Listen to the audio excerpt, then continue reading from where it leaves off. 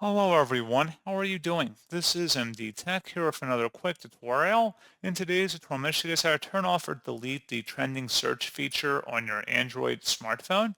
So if you do not want to receive trending searches on your home screen, in today's tutorial I'm going to show you guys how to do it. And without further ado, let's go ahead and jump right into it. So all you have to do is swipe up on your home screen and select the settings gear button.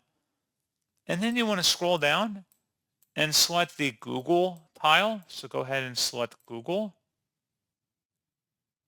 And then select all services up at the top. And then underneath settings for Google Apps, go ahead and select Search, Assistant, and Voice. And now select the other settings button that says Language, Autocomplete, Autoplay. And then underneath App, you want to select Autocomplete Settings. And there should be an autocomplete with trending searches. Trending searches include popular searches in your area. Toggle this on or off by clicking inside the oval one time. If it's blue, it means it's enabled and it's turned on. If it's gray, it means autocomplete with trending searches is disabled.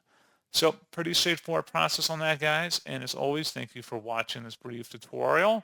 I do hope I was able to help you out, and I do look forward to catching you all in the next tutorial. Goodbye.